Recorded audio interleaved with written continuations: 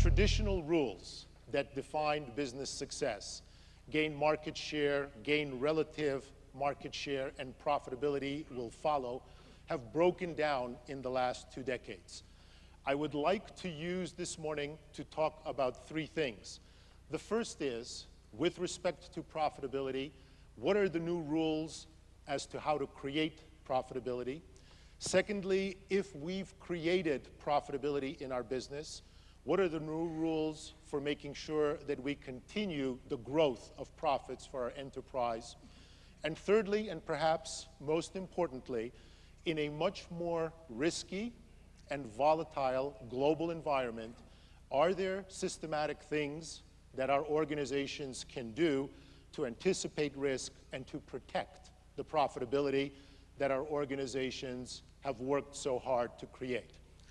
The rules have changed in a fundamental way.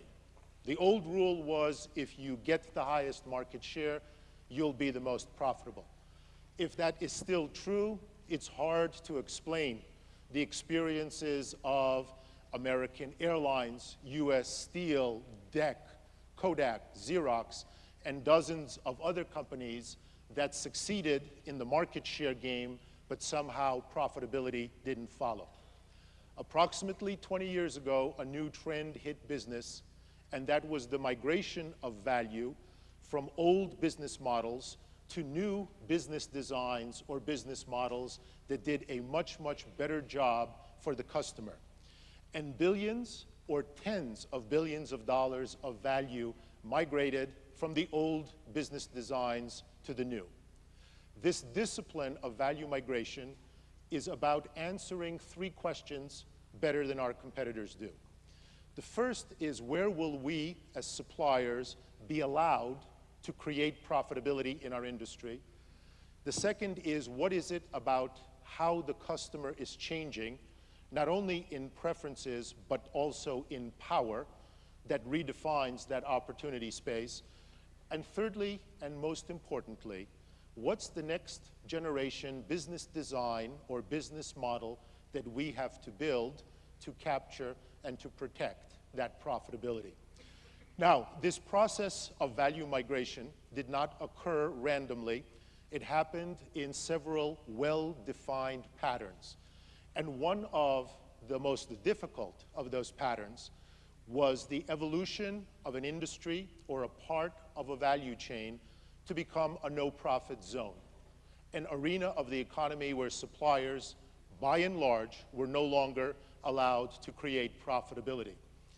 If you look at the experience of the airline industry, it doesn't matter whether you look at a 10-year cycle or a 20-year cycle. When you add the profits and the losses, net profit generation has been 0.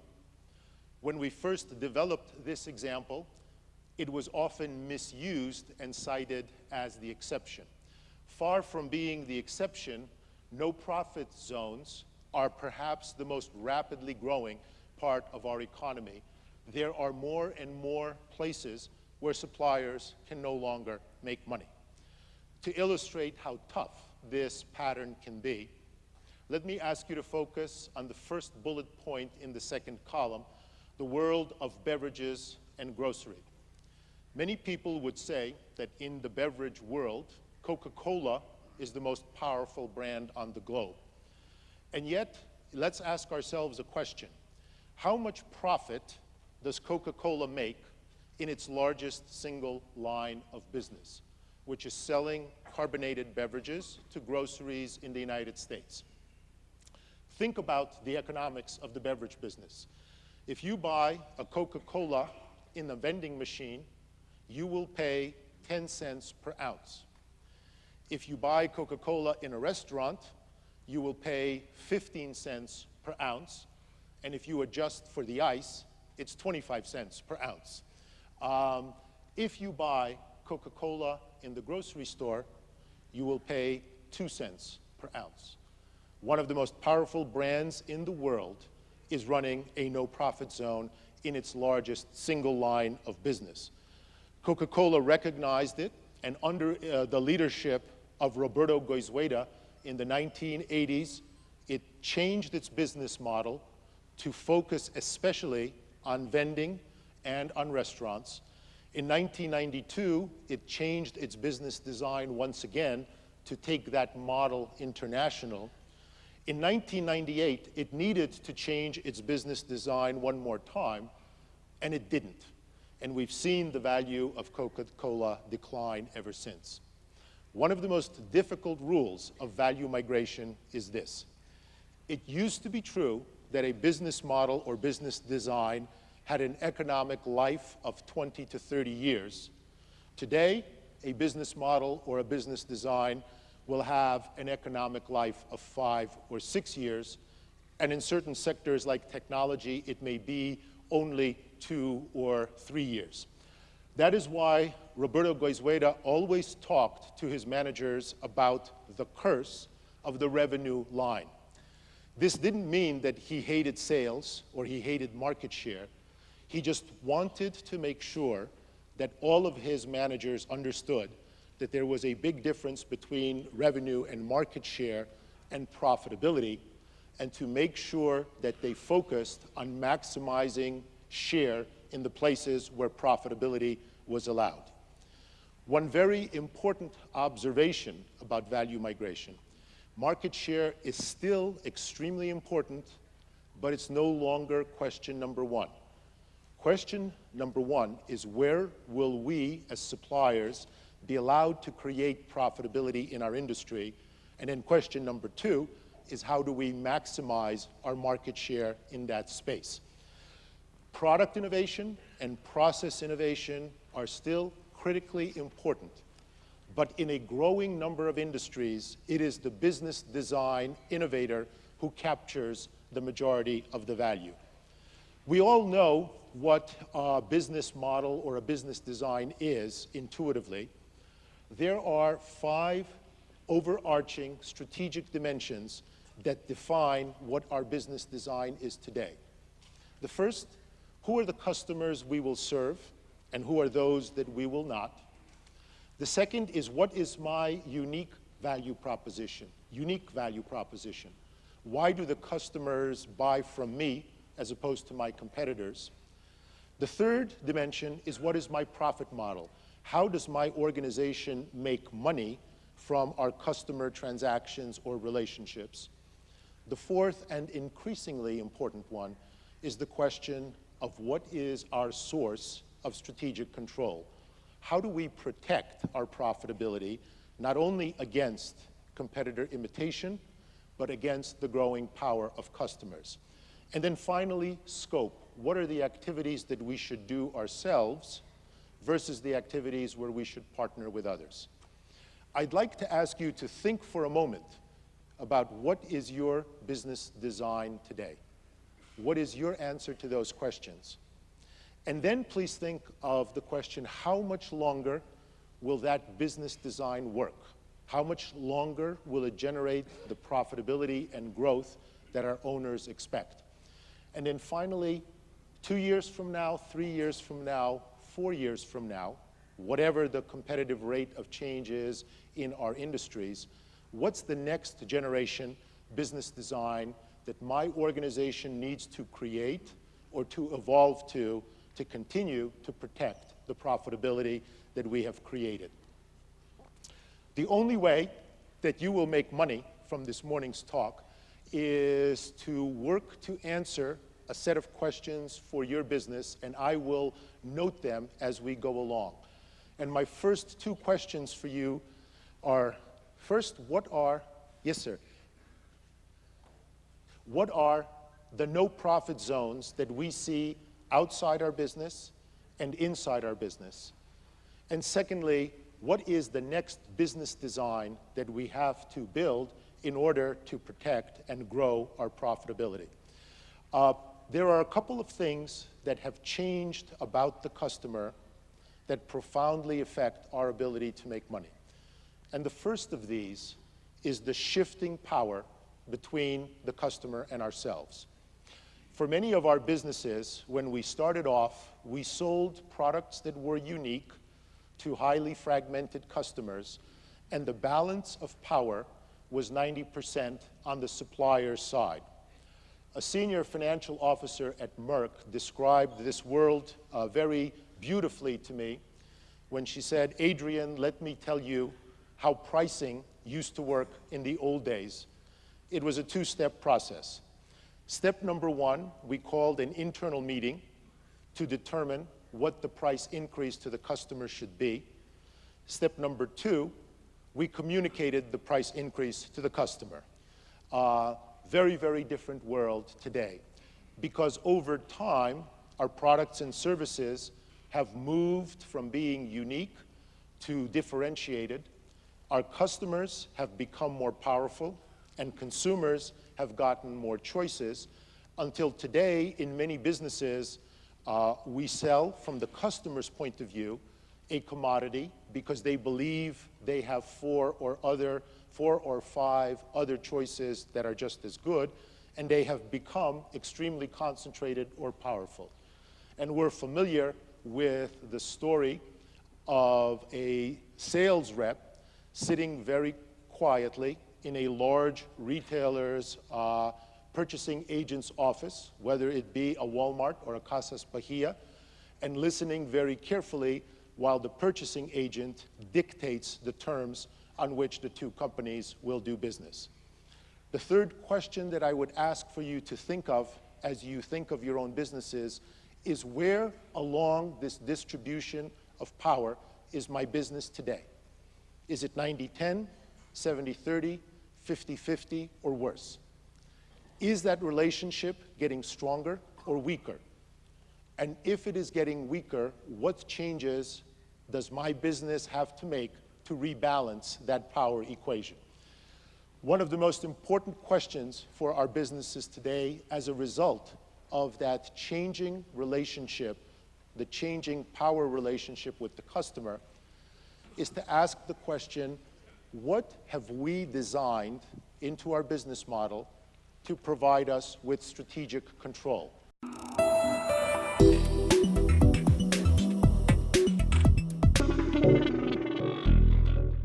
One of the biggest risks when customers begin to slow down is that competitors in your marketplace will try to win them back. Okay? A little fact that you should take away from here. I've been doing research in pricing and pricing strategy for almost 20 years now. 75% of price wars are started at the beginning of a recession. And the vast majority of those price wars are not intentional. In fact, they happen by accident. They happen because a well-intentioned salesperson, product manager, business manager decides to try to win back some volume that they've lost. And what it does is set up a competitive cycle that very quickly spirals out of control. So a couple of things you'd like to be able to do as we're going in the downturn. Both of these important, both of these helpful. First is, we want to blunt the risk of a price war. Okay? Simple enough. There's some basic things you need to think about so that you don't trip up and start a price war. Okay? The second thing that we want to do is, we'd love to be able to do, is even as sales volume flattens out or declines, what I'd love to be able to do if I were a manager trying to grow my business is, how could I find some extra margin dollars that fall to my bottom line? And what I'm going to share with you is an approach that can help you, maybe counterintuitive approach, that can help you generate an additional 1, 2, 3, or 4 percentage points in operating income by, instead of focusing on the market, focusing inward and focusing on execution and improving execution. So those would be the two major things I'd like to do on a downturn. Make sure I don't drive my market downward, and find some extra margin dollars on the way down so that I can offset some of the losses that I've been experiencing. Okay? Now, here's the thing that's critically important from a strategy standpoint. Somewhere on the way down, some important changes start to happen in your marketplace. First of all, changes with customers. So that's here. Changes with customers. Okay? The obvious change is many customers get more price sensitive. It'd be an interesting show of hands here. Has anybody here in the last 3 or 4 months had a customer come to you and say your prices were just too low and you need to raise those up a little bit? Strange how that is, isn't it? Yeah, that's not a question that customers come to us with very often. So customers are telling us your price is too high. Okay, so customers are more price sensitive. But the thing that we may not be thinking about is that in addition to price sensitivity going up, the nature of value starts to shift as well. In B2B, B2C, it doesn't matter. As customers begin to, because they're more price sensitive, start to search and look at different alternatives, they start to make different value comparisons. That's what happened with netbooks. That's what's happening with Acer. Customers are trying it. Customers who previously would not have bought a netbook PC are trying it out and saying, you know what, this actually creates good value for me. And so one of the things we have to understand is, how is value changing in this environment? Now, that's both the challenge and the opportunity. Values are changing, price sensitivity are changing, customers start to move. They're shifting categories, they're shifting spend. How do we begin to capture some of those opportunities? How do we turn that into a problem and use price as a way to capture the opportunity? Let me just talk briefly about the first point, which is how to avoid the risk of a price war. Okay? Critically important. There is nothing that will destroy value, not just for your company, but for your industry faster than a price war. All a price war does is take value that you're holding and profits that you're holding and just move them over to your customers. Customers love price wars. Okay? It's critically important that we avoid that. How does a price war happen? Why is a price war so much more likely in the downside of a recession?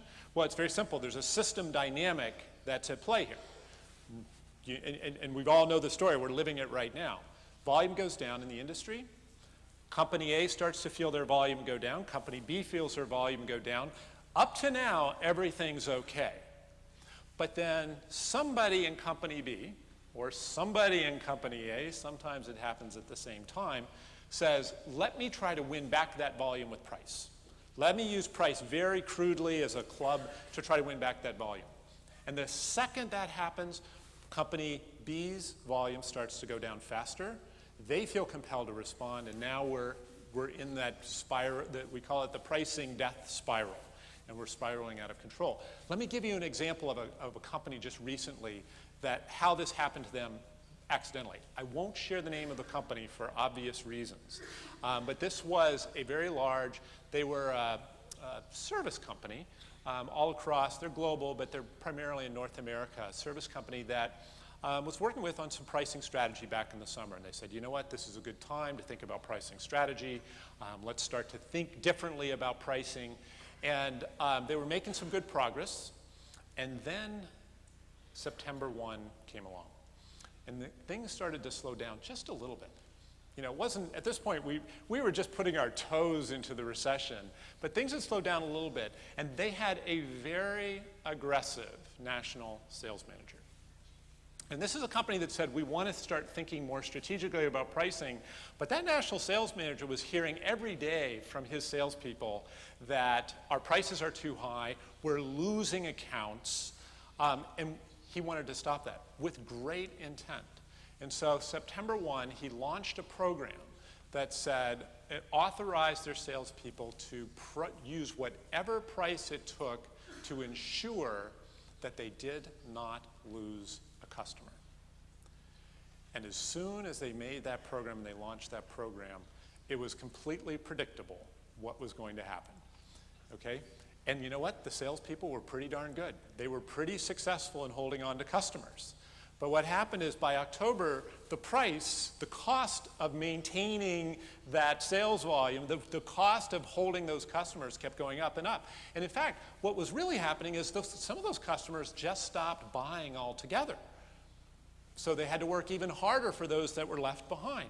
And their competitors, who frankly were much better at pricing strategy than they were, they resisted the temptation for quite some time until about middle of October.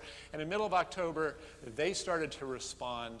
And at this point, it's literally tens and hundreds of millions of dollars has been pushed out of the marketplace over to customers. And the company who is starting to make some good progress around pricing is back to square one. Here's an example of a company that had a unintentional price war.